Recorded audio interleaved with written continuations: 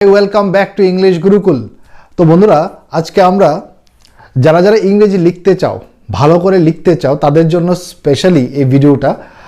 তো আজকে আমরা নিউজ পেপার থেকে কিছু লাইন, আজকের নিউজ পেপার থেকে কিছু লাইন আমি এখানে উঠিয়েছি। তো এটাকে আজকে এক্সপ্লেন করব যে তোমরা লেখার সময় কোন কোন বিষয়গুলি খেয়াল রাখতে হবে তোমাদেরকে। So let's get started. চলো। The first vice chancellor of Tripura, Central University leading economist and renowned author Arunoday Saha has been awarded Padma Shri this year.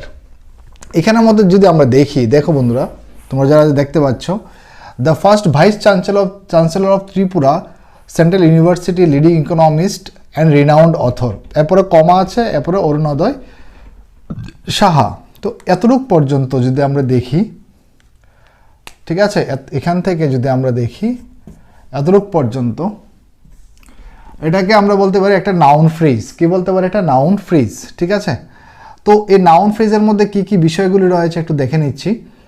আচ্ছা, এটা নাউন ফ্রেজ কেন? কারণ নাউন ফ্রেজ এই কারণে, কারণ নাউন ফ্রেজ ফ্রেজ বলতে আমরা গতকালকেও যে আমি তোমাদেরকে বলেছিলাম, ফ্রেজ মানে কি থাকবে না, নো সাবজেক্ট নো ভার্ব। ফ্রেজের মধ্যে না কোনো সাবজেক্ট থাকবে, ভার্ব থাকবে। তো এখানে the first vice chancellor of Tripura, central university leading economist and renowned author Arunodaya Saha, ঠিক আছে। এতটুকু পর্যন্ত কোনো কি নেই, আমরা সাবজেক্টকেও ডিফাইন করতে পারবো, ভার্বকেও ডিফাইন করতে পারবো না এতটুকের মধ্যে। তো তার জন্য এটাকে বলা হচ্ছে একটা কি, আমরা বলতে পারি ভেরি গুড নাউন ফ্রেজ। এখন এই যে নাউন ফ্রেজের মধ্যে কি কি রয়েছে, আমরা যখন পড়াশোনা করি তখন আমাদের কয়েকটা জিনিস এখানে খেয়াল রাখতে হবে। দেখো, এখানে কমা দেওয়ার পর আছে অরুণোদয় সাহা। তো আমরা যখন কেস পড়েছিলাম, ঠিক আছে, কেস মিনস ফাংশন। কেস মানে কি? কেস কত অর্থ হচ্ছে ফাংশন। নাউনের মধ্যে পড়েছিলাম। তো নাউনের মধ্যে একটা টার্ম আমরা শিখেছি যে এটা হচ্ছে অ্যাপজিটিভ কেস।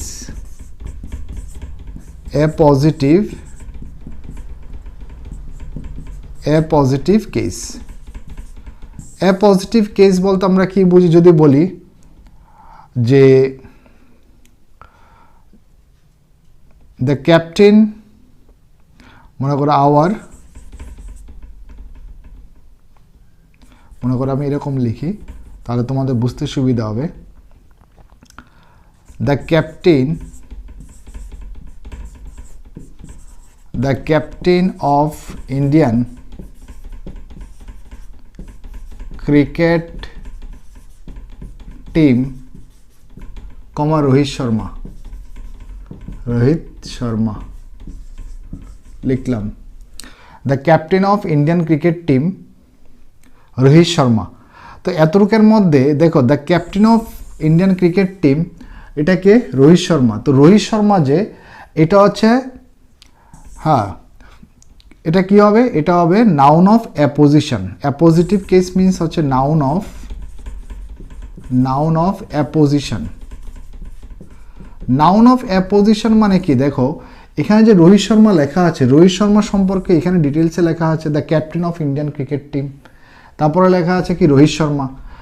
তো এটাকে বলেছেন এখানে নাউন কোনটা, নাউন অফ অ্যাপোজিশন কোনটা? নাউন অফ অ্যাপোজিশন হচ্ছে এখানে রোহিত শর্মা। কারণ কেন? কারণ রোহিত শর্মা সম্পর্কে এখানে ডিটেলসে এক্সপ্লেন করা আছে। সেম টু সেম ভাবে এখানে যদি আমরা সেন্টেন্সের মধ্যে অবজার্ভ করি, অরুণোদয় সাহা, ঠিক আছে, তো ওনার সম্পর্কে এখানে ডিটেলসে লেখা আছে the first vice chancellor of Tripura, central university, leading economist and renowned author. এই যে এটা কার সম্পর্কে লেখা আছে? এখানে অরুণোদয় সাহা সম্পর্কে লেখা আছে। দ্যাট মিনস এটা, এই যে অরুণোদয় সাহা, এটা হচ্ছে কি noun of apposition. Noun of apposition means যে অরুণোদয় সাহা সম্পর্কে এখানে ডিটেলসে তুমি দেখতে পাচ্ছ লেখা আছে। এখন আমরা যদি এখানে ডিটেলসে পড়তে চাই, তো দা হচ্ছে এখানে ডিটারমিনার হবে। আমি যে লিখি এখানে দা কি হবে? এখানে একটা ডিটারমিনার হবে। ফার্স্ট কি হবে? এখানে অ্যাডজেক্টিভ হবে, ঠিক আছে। ভাইস চ্যান্সেলর কি হবে? এখানে নাউন হবে। এবং এটা কি নাউন যদি বলা হয়? এটা সিঙ্গুলার নাউন, নাকি সিঙ্গুলার নাউন হবে। এবং এটা যদি বলে কি নাউন, নাউনের টাইপসের মধ্যে যদি বলে এটা কমন নাউন হবে, এটা হবে অ্যাডজেক্টিভ হবে, এটা হবে ডিটারমিনার হবে। অফ কি? এখানে অফ হচ্ছে একটা প্রেপোজিশন। ত্রিপুরা সেন্ট্রাল ইউনিভার্সিটি, তো ইউনিভার্সিটি এখানে কি বন্ধুরা, যদি আমরা ভেঙে ভেঙে ডিটেলসে পড়ি, আমি তো প্রথমেই বলে দিয়েছি এখান থেকে এতটুকু পর্যন্ত কী হবে, একটা নাউন ফ্রেজ হবে। তো এই নাউন ফ্রেজটাকে যদি আমরা আরও ডিটেলসে স্লাইস করি, আরও ডিভাইড করি, তাহলে দেখতে পাচ্ছি আরও কয়েকটা জিনিস। এখান থেকে প্রথম তো বললাম appositive case, noun of apposition. তো নাউন অফ অ্যাপোজিশন বিষয়টা আমরা ক্লিয়ার করলাম। তারপরে যদি এটাকে আমরা ডিটেলসে আরও ভেঙে পড়ি, তাহলে এখানে দেখো ত্রিপুরা সেন্ট্রাল ইউনিভার্সিটি, ইউনিভার্সিটি এখানে নাউন, ত্রিপুরা সেন্ট্রাল ইউনিভার্সিটি, এগুলি সব কী হয়ে যাবে, অ্যাডজেক্টিভ হয়ে যাবে। ওইটাও কী হয়ে যাবে, ত্রিপুরা কী হয়ে যাবে, অ্যাডজেক্টিভ হয়ে যাবে। এবং এতটুকু পর্যন্ত ত্রিপুরা থেকে ইউনিভার্সিটি পর্যন্ত একটা নাউন ফ্রেজ হবে। লিডিং ইকোনমিস্ট, ইকোনমিস্টটা এখানে কী হবে বন্ধুরা, নাউন হবে। লিডিং কী হবে, এখানে অ্যাডজেক্টিভ হবে। এবং এখানে যে লিডিং যে ব্যবহার করা হয়েছে, এটা হচ্ছে কি প্রেজেন্ট পার্টিসিপাল। এবং আমরা জানি কি সেন্টেন্সের মধ্যে প্রেজেন্ট পার্টিসিপাল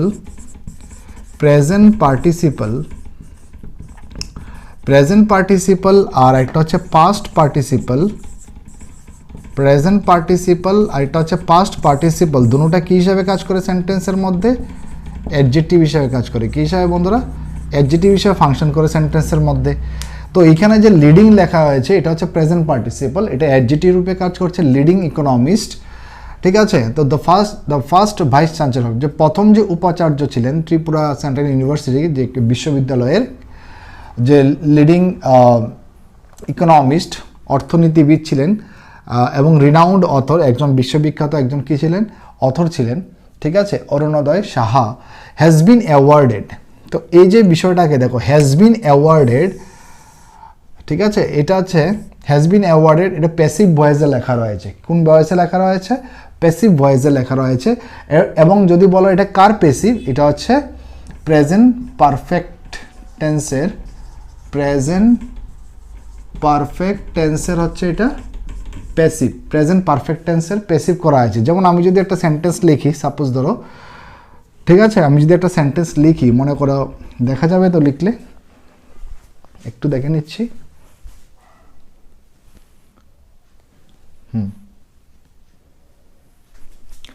আমি যদি প্রেজেন্ট পারফেক্ট টেন্সের একটা স্ট্রাকচার তৈরি করি, মনে করো এখানে যদি লিখি যে, মনে করো আমি লিখলাম I have written a letter, মনে করো আমি এটা লিখলাম I have written a letter. তো তোমাকে যদি বলা হয় এটাকে প্যাসিভে বানাও, বেসিক্যালি প্রথম বুঝতে হবে এটা কোন টেন্সে রয়েছে। তো এটা কোন টেন্সে রয়েছে, এটা রয়েছে পারফেক্টে, প্রেজেন্ট পারফেক্টে রয়েছে।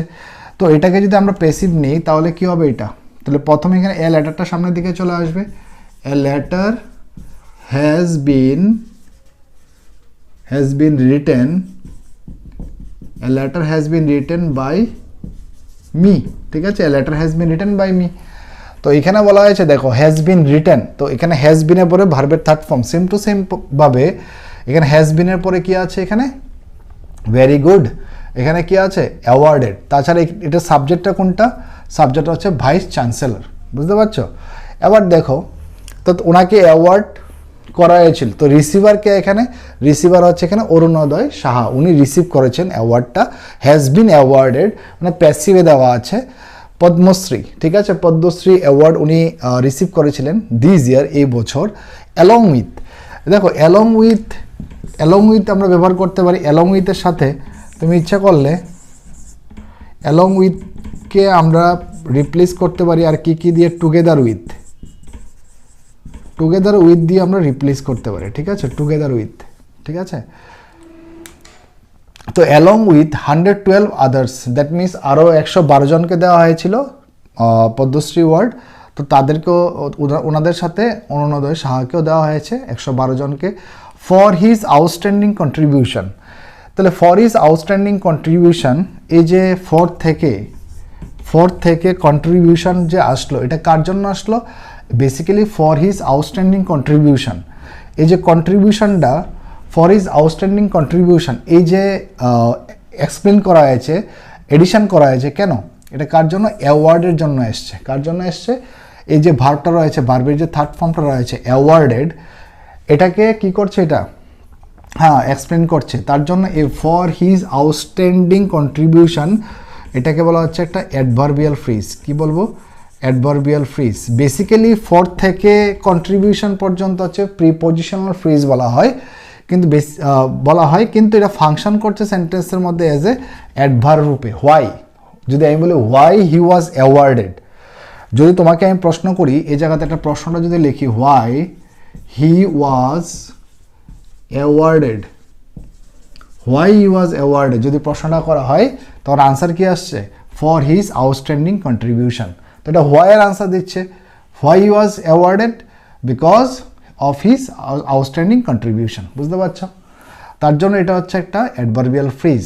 জেনারেলি এটা প্রিপোজিশনাল ফ্রেজ, বাট ফাংশন করছে কী রূপে? অ্যাডভার্বিয়াল ফ্রেজ রূপে। এরপরেরটা দেওয়া আছে in the field of literature and education. তো ইন থেকে এডুকেশন পর্যন্ত এটা একটা prepositional phrase. In the field of, আচ্ছা ইন দ্য ফিল্ড অফের জায়গার মধ্যে আর কি কি বসাতে পারি?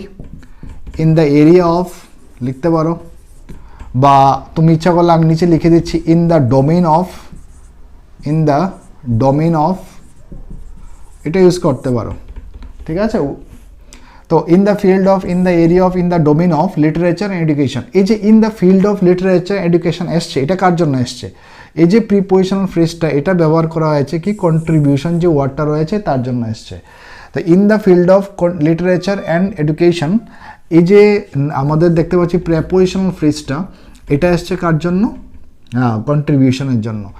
তো আমরা এখানে শিখতে পারলাম the first Vice Chancellor of Tripura Central University, leading economist and renowned author Arunodaya Saha has been awarded Padma Shri this year along with 112 others for his outstanding contribution in the field of literature and education. তো সাহিত্য এবং সাহিত্যের জন্য এবং literature education ফিল্ডের জন্য ওনাকে কী করা হয়েছে? Contribution for his outstanding contribution, তাকে অ্যাওয়ার্ড করা হয়েছে, পদ্মশ্রী অ্যাওয়ার্ড তাকে ভূষিত করা হয়েছে। তো এই জিনিসটা আশা করি সবাই বুঝতে পারছো। তো in the field of literature education ওয়ার্ডটা এসছে কার জন্য? কন্ট্রিবিউশনের জন্য। কারণ কোন ফিল্ডে এডুকেশন অ্যান্ড লিটারেচার ফিল্ডে উনি কন্ট্রিবিউট করেছেন, তাই কি না? তার জন্য ওনাকে কী করা হয়েছে? অ্যাওয়ার্ড করা হয়েছে। আশা করি এতটুকু পর্যন্ত বুঝতে পেরেছো। এবং তোমাকে যদি বলা হয় যে in the field of literature and education এখানে কী রূপে ফাংশন করছে সেন্টেন্সের মধ্যে, তাহলে এটা হয়ে যাবে একটা অ্যাডজেক্টিভ ফ্রেজ হয়ে যাবে। কি ফ্রেজ? Adjective phrase. এটা কেন অ্যাডজেক্টিভ ফ্রেজ হবে? কারণ এখানে যে কন্ট্রিবিউশন যে আছে এটাকে এই যে ওয়ার্ডটা আছে কন্ট্রিবিউশন, এটা হচ্ছে একটা নাউন।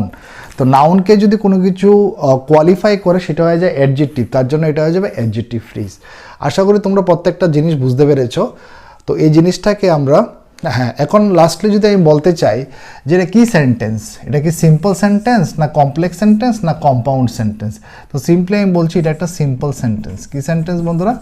Simple sentence.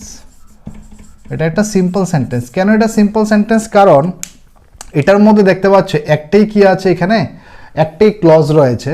ক্লজ মানে কি? আমরা লাস্ট ডে তো বলেছিলাম ক্লজ হচ্ছে যা একটা সাবজেক্ট থাকবে আর কি থাকবে? ভার্ব থাকবে, এটাকে বলা হচ্ছে ক্লজ। আর ফ্রেজ মানে যার মধ্যে কোনো সাবজেক্টও নেই, ভার্বও নেই। তো এই পুরাটা লেখার মধ্যে মানে দা থেকে এডুকেশন পর্যন্ত যদি তুমি ভালো করে অবজার্ভ করো, শুধু এটার মধ্যে লেখাই আছে দেখো হ্যাজ বিন অ্যাওয়ার্ডেড। এই যে অ্যাওয়ার্ড একটা ভার্বই আছে, আর কোনো ভার্ব নেই, আর তাছাড়া এখানে আর কোনো ক্লজ নেই, একটি মাত্র ইন্ডিপেন্ডেন্ট ক্লজ। এটার মধ্যে কোনো সাবঅর্ডিনেট বা ডিপেন্ডেন্ট ক্লজ নেই, একটি মাত্র ইন্ডিপেন্ডেন্ট ক্লজ বা মেন ক্লজ রয়েছে। তার জন্য এটাকে বলা হচ্ছে সিম্পল সেন্টেন্স। তো আশা করি এই কনসেপ্টটা বুঝতে পেরেছো এবং বেঙ্গলিগুলিও আমি বলে দিয়েছি। তো তোমরা লেখার সময় এই বিষয়গুলো যদি খেয়াল না থাকে তাহলে whatever you are writing in your copy, when you write something in the examination you can't understand whether you are writing right or wrong.